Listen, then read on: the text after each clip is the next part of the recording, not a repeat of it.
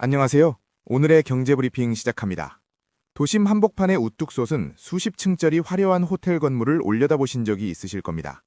화려한 샹들리에가 빛나는 로비, 최고급 대리석으로 마감된 수백 개의 객실, 그리고 꼭대기에 커다랗게 빛나는 유명 글로벌 호텔 체인의 간판을 보면 그 엄청난 규모와 자본력에 압도당하곤 합니다. 이런 럭셔리 호텔 하나를 짓는 데는 적게는 수백억 원에서 많게는 수천억 원 이상의 천문학적인 자본이 투입됩니다. 그렇다면 이 거대한 콘크리트 성벽과 넓은 땅의 진짜 주인은 누구일까요? 우리는 당연히 건물 꼭대기에 자신의 이름을 내걸고 있는 힐튼이나 메리어트, 하얏트 같은 글로벌 거대 기업들이 이 건물을 소유하고 있을 것이라고 생각합니다. 하지만 오늘 우리가 파헤쳐볼 경제의 이면은 바로 이 굳건했던 상식이 완전히 무너졌다는 사실에서 출발합니다. 시계를 과거로 조금 되돌려 보겠습니다. 19세기 말에서 20세기 초, 콘래드 힐튼이나 제이 윌러드 메리어트 같은 전설적인 선구자들이 숙박 제국을 건설하기 시작했을 때만 해도 비즈니스 모델은 아주 명확하고 직관적이었습니다. 노른자 위 땅을 사들이고 최고급 자재로 건물을 올린 뒤 수많은 직원을 고용해 직접 고객을 맞이하는 것이었죠. 세자르 리츠가 럭셔리 숙박업의 기종을 확립하고 힐튼이 전 세계 어디서나 똑같이 누릴 수 있는 표준화된 서비스를 도입하며 거침없이 영토를 확장하던 시기, 이들은 명실상부한 부동산 재벌이자 숙박업의 제왕이었습니다. 내가 가진 자본으로 건물을 짓고 그 공간에서 창출되는 모든 수익을 가져간다는 전통적인 자본주의의 공식이 가장 충실하게 적용되는 산업이었습니다. 하지만 경제 규모가 커지고 산업이 고도화되면서 이들이 고수하던 전통적인 직접 소유 모델의 치명적인 약점이 서서히 수면 위로 떠오르기 시작했습니다. 숙박업이라는 비즈니스는 태생적으로 어마어마한 고정 비용을 요구하는 거대한 하마와 같습니다. 비수기 평일 저녁, 예약된 손님이 단 한 명도 없다고 하더라도 수백 개의 객실을 관리하는 청소 직원은 제 시간에 출근을 해야 합니다. 프론트 데스크의 불은 밤새 환하게 켜져 있어야 하며 거대한 건물의 냉난방 시설과 유지 보수 비용은 기업의 금고에서 쉬지 않고 현금을 삼켜버립니다. 게다가 여행과 숙박 수요는 거시경제 상황에 극도로 민감하게 반응하는 롤러코스터와도 같습니다. 사람들의 주머니 사정이 조금만 나빠져도 가장 먼저 지갑을 닫는 곳이 바로 기업의 출장 경비와 개인의 여행 자금이기 때문입니다. 성수기와 비수기의 매출 차이가 극심한 상황에서 날씨와 경기를 가리지 않고 매달 꼬박꼬박 빠져나가는 무거운 고정 비용은 거대 기업의 숨통을 조이는 가장 무서운 족쇄가 되었습니다.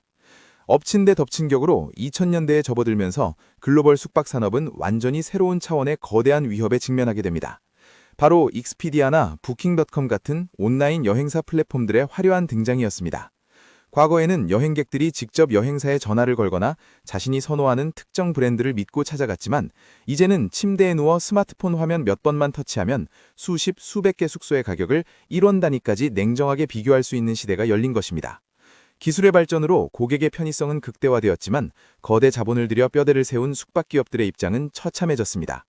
수천억 원의 은행빚을 내가며 건물을 지어놨는데 정작 텅 빈 객실 하나를 채우기 위해서는 가격을 깎아야 하는 것은 물론이고 중간에서 손님을 연결해주는 디지털 플랫폼에 막대한 수수료까지 상납해야 하는 기형적인 생태계가 만들어진 것입니다.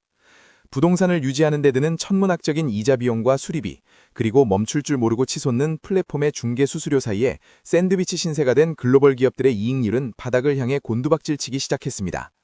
이대로 가다가는 수천억 원짜리 콘크리트 건물이라는 짐에 짓눌려 100년 역사의 거대한 제국이 한순간에 파산할 수도 있다는 뼈저린 위기감이 힐튼과 메리어트의 최고 경영진을 휩쓸었습니다. 벼랑 끝에 몰린 이들은 생존을 위해 과거의 영광을 뒤로하고 자신들의 비즈니스 정체성 자체를 송두리째 뒤바꾸는 결단을 내리게 됩니다. 수십 년간 정들었던 자신들의 영토이자 자존심이었던 거대한 건물들을 하루아침에 시장에 내다 파는 역사상 유례없는 기막힌 작전이 막을 올린 것입니다. 단순히 건물을 매각해 빚을 갚는 수준의 구조조정이 아니었습니다. 이것은 전 세계 자본시장의 흐름을 뒤바꾼 이른바 자산 경량화라는 거대한 경제적 실험의 시작이었습니다. 2010년대 초반 메리어트가 가장 먼저 깃발을 들었고 힐튼과 하얏트가 그 뒤를 광속으로 따르기 시작했습니다. 이들은 자신들이 소유했던 수천 개의 호텔 건물과 그 아래 깔린 금싸라기 땅들을 펀드나 부동산 투자회사, 그리고 개인 투자자들의 연합체인 리츠의 통째로 넘겨버렸습니다. 2017년 힐튼은 가장 상징적인 부동산 자산들을 분사하며 타임시어 사업까지 과감하게 떼어냈습니다. 수십 년간 호텔업의 상징과도 같았던 내 땅 내 건물이라는 소유의 개념을 쓰레기통에 던져버린 셈입니다. 그 결과는 실로 경이로웠습니다. 현재 메리어트와 힐튼이 전 세계에 거느리고 있는 수천 개 호텔 중 실제로 이들 본사가 소유한 건물은 전체의 1% 미만으로 줄어들었습니다. 99%의 호텔은 이제 남의 땅 위에 남의 돈으로 지어진 남의 건물입니다. 그렇다면 이들은 이제 무엇을 하는 회사일까요? 호텔업이라는 탈을 쓴 브랜드 매니지먼트이자 소프트웨어 회사로 완전히 탈바꿈한 것입니다. 건물을 짓고 수리하는 데 들어가는 막대한 자본 지출을 멈추자 기업의 재무제표는 눈부시게 가벼워졌습니다. 과거 힐튼이 수많은 건물을 직접 소유하며 운영하던 시절의 영업이익률은 20% 수준에 머물렀지만 자산 경량화 전략을 완성한 2023년 이후 이 수치는 35%를 가볍게 넘어섰습니다. 기업의 가치를 평가하는 가장 중요한 지표 중 하나인 투자자본 수익률은 과거 4%대에서 27%로 무려 7배 가까이 수직 상승했습니다. 이 마법 같은 숫자의 비결은 바로 프랜차이즈 수수료 구조에 있습니다. 어떤 자산가가 서울이나 뉴욕의 노른자 위 땅에 호텔을 짓고 싶어 한다고 가정해봅시다. 이 투자자는 땅을 사고 건물을 올리는데 수천억 원을 쏟아붓고 모든 운영 리스크를 떠안습니다. 그리고 힐튼 본사를 찾아가 간곡히 요청합니다. 제 건물에 힐튼이라는 이름을 달게 해주십시오. 힐튼은 가만히 앉아서 승인 도장을 찍어주는 대가로 호텔 전체 매출의 5%에서 15%를 꼬박꼬박 떼어갑니다. 힐튼 본사는 벽돌 한 장 사지 않고 페인트 한 통 사지 않으면서 매달 안정적인 현금을 챙기는 것입니다. 호텔이 적자가 나든 말든 상관없습니다. 매출의 일정 비율을 가져가는 구조이기 때문에 운영상의 손실은 온전히 건물 주인의 몫이고 브랜드 본사는 오직 수익의 단물만 빨아들이는 구조가 완성된 것입니다. 이것은 경제학적으로 규모의 경제와 효율성의 극치를 보여줍니다. 호텔 한 곳을 관리하는 본사 인력이나 1000곳을 관리하는 인력이나 큰 차이가 나지 않기 때문입니다. 호텔 숫자가 늘어날수록 본사가 부담하는 일반 관리비 비중은 수익 대비 급격히 낮아집니다. 또한 경기 불황이 받쳐 여행객이 반토막 나더라도 브랜드 본사는 파산의 공포에서 자유롭습니다. 건물을 소유한 주인은 은행 이자를 감당하지 못해 피눈물을 흘리며 경매를 고민하겠지만 브랜드 본사는 수수료 수입이 조금 줄어들 뿐 여전히 막대한 흑자를 기록하며 다음 성장 동력을 구상할 여유를 가집니다. 실제로 전 세계를 멈춰 세웠던 지난 팬데믹 사태 당시 객실당 수익이 50% 이상 폭락하는 재앙적 상황에서도 힐튼은 현금 흐름을 플러스로 유지하며 살아남았습니다. 직접 소유 모델이었다면 100% 파산했을 위기를 가뿐히 넘긴 것입니다. 결국 이들은 물리적인 자산이라는 족쇄를 풀고 브랜드라는 무형의 가치만으로 전 세계를 지배하는 새로운 제국을 건설했습니다. 20년 전과 비교해 메리어트의 규모는 3배 이상 커졌지만 그들이 짊어진 부채와 리스크는 오히려 줄어들었습니다. 자본은 더 이상 콘크리트에 갇혀있지 않고 더 강력한 마케팅과 더 정교한 시스템 개발로 흘러들어가기 시작했습니다. 하지만 여기서 한 가지 의문이 생깁니다. 건물 주인들은 바보가 아닙니다. 왜 그들은 수천억 원을 들여 건물을 짓고도 매출의 상당 부분을 브랜드 본사에 상납하며 이 불공평해 보이는 계약에 열광하는 것일까요? 그들이 기꺼이 지갑을 여는 이유는 단순한 간판값 그 이상의 거대한 네트워크가 숨어있기 때문입니다. 그 네트워크의 실체는 우리가 단순히 숙박 포인트 정도로 생각했던 것과는 차원이 다른 강력한 고객 락인 전략이 숨어 있습니다. 수억 명의 회원들의 전 세계 어딜 가든 오직 특정 호텔만을 찾게 만드는 이 정교한 설계는 단순히 잠자리를 파는 것을 넘어 고객의 여행 패턴 자체를 지배하기 시작했습니다. 과연 그들은 어떻게 전 세계 여행자들의 스마트폰과 지갑을 동시에 장악했을까요? 건물을 소유한 자산가들이 이 불공평해 보이는 계약에 열광하는 이유는 바로 메리어트 본보이나 힐튼 아너스 같은 거대 로열티 프로그램이 만들어내는 압도적인 네트워크 효과 때문입니다. 2026년 현재 메리어트 본보이의 전 세계 회원수는 무려 2억 7천만 명을 넘어섰습니다. 전 세계 인구 30명 중 1명은 메리어트의 충성 고객이라는 뜻입니다. 이들은 단순히 가끔 호텔에 먹는 뜨내기 손님이 아닙니다. 이 거대한 네트워크 안에서 메리어트 본보이 회원들은 미국과 캐나다 내 전체 숙박 객실의 75%를 책임지고 있으며 전 세계적으로도 70%에 육박하는 점유율을 기록하고 있습니다. 호텔 주인 입장에서 메리어트라는 간판을 떼어낸다는 것은 전 세계에서 가장 구매력 높은 2억 7천만 명의 잠재 고객 데이터베이스를 통째로 포기하겠다는 선언과도 같습니다. 이것은 일종의 강력한 락인 효과를 만들어냅니다. 회원들은 호텔에 묵을 때마다 쌓이는 포인트를 보며 다음 여행에서도 같은 브랜드를 선택할 수밖에 없습니다. 특히 비즈니스 여행객들에게 이 포인트는 현금보다 무서운 유혹입니다. 회사 비용으로 출장을 다니며 쌓은 포인트로 가족과의 휴가 때 무료 숙박이나 항공권 업그레이드를 누릴 수 있는데 굳이 다른 호텔을 선택할 이유가 없기 때문입니다. 실제로 2026년 최신 통계에 따르면 로열티 프로그램 회원들은 일반 고객보다 평균 90% 이상 더 많은 돈을 지출하며 숙박 횟수 역시 월등히 높습니다. 건물 소유주가 매출의 10%를 본사에 떼어주더라도 메리어트나 힐튼의 간판을 다는 순간 객실 가격을 최소 15% 이상 더 비싸게 받을 수 있고 객실을 채우는 속도 자체가 달라지기 때문에 결과적으로는 남는 장사가 되는 셈입니다. 상황이 이렇다 보니 한때 호텔 산업의 파괴적 혁신가로 불렸던 에어비앤비조차 이 굳건한 성벽 앞에서는 힘을 쓰지 못하고 있습니다. 10년 전만 해도 많은 경제 전문가들은 에어비앤비가 전 세계 호텔들을 다 망하게 할 것이라고 예언했습니다. 하지만 2026년 현재의 모습은 어떻습니까? 에어비앤비가 전 세계적으로 800만 개 이상의 숙소를 확보하며 몸집을 불린 것은 사실이지만 메리어트와 힐튼 같은 거대 체인들의 수익성은 오히려 에어비앤비 등장 이전보다 더 좋아졌습니다. 이는 호텔과 에어비앤비가 공략하는 타겟 고객층이 완전히 다르기 때문입니다. 에어비앤비가 현지인의 삶을 체험하고 싶은 젊은 배낭여행객이나 대가족 단위의 휴양객을 끌어모으는 동안 글로벌 호텔 체인들은 일관된 서비스 품질과 보안, 그리고 즉각적인 대응을 중시하는 비즈니스 고객과 럭셔리 여행객이라는 알짜배기 시장을 완벽하게 수성해냈습니다. 출장을 간 비즈니스맨에게 가장 무서운 시나리오는 예약한 숙소의 주인이 갑자기 연락이 안 되거나 사진과 다른 엉망진창인 방 상태를 마주하는 것입니다.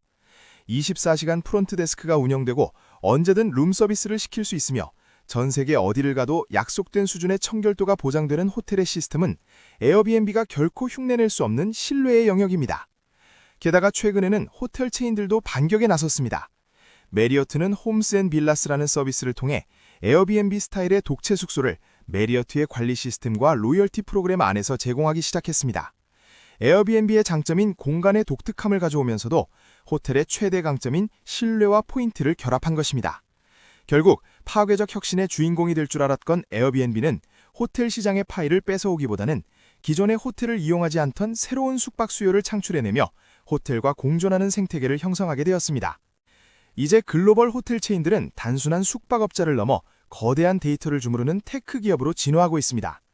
2026년의 호텔 객실은 당신이 방에 들어오기도 전에 이미 당신의 취향을 읽고 있습니다. 지난번 투숙 때 어떤 온도를 선호했는지, 어떤 종류의 베개를 요청했는지, 심지어 아침 식사로 어떤 주스를 주문했는지까지 인공지능이 분석해 완벽한 맞춤형 공간을 세팅해놓습니다.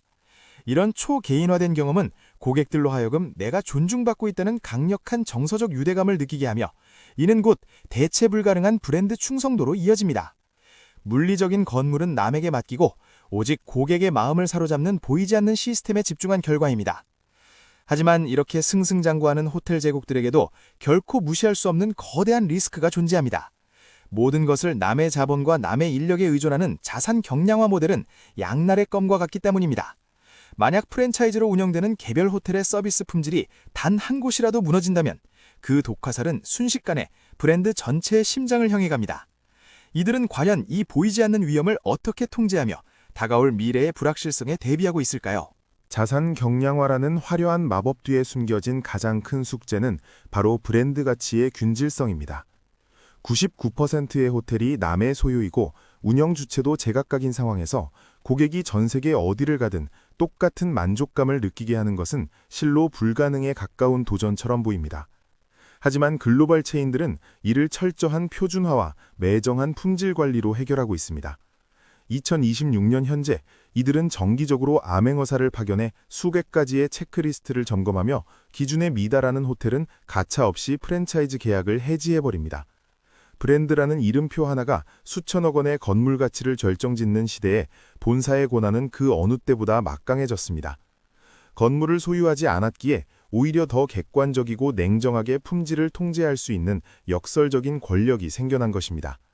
이러한 호텔 산업의 대변신은 우리에게 매우 중요한 경제적 통찰을 던져줍니다.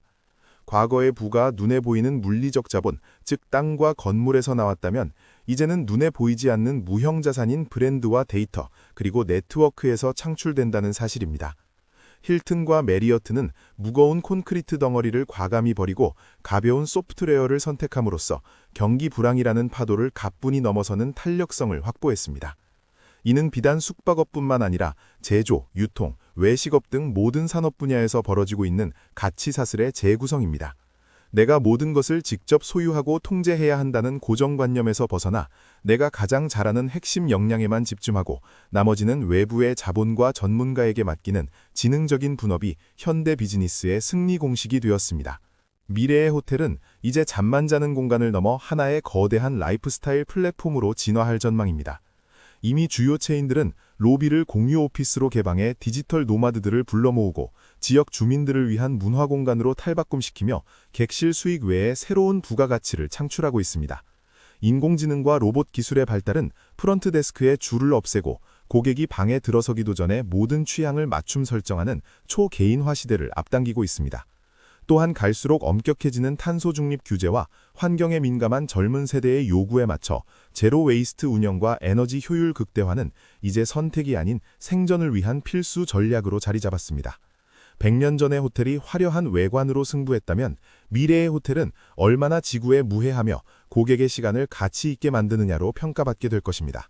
오늘 브리핑을 통해 우리가 반드시 기억해야 할 점은 비즈니스의 본질은 결코 고정된 것이 아니라는 사실입니다. 100년 넘게 이어온 관행이라도 시대의 흐름과 맞지 않는다면 과감하게 뿌리부터 바꿔야 살아남을 수 있습니다. 거대한 자산을 포기하는 두려움을 이겨내고 브랜드라는 보이지 않는 가치에 올인한 글로벌 호텔 체인들의 선택은 오늘날 우리 기업과 개인 투자자들에게도 시사하는 바가 큽니다.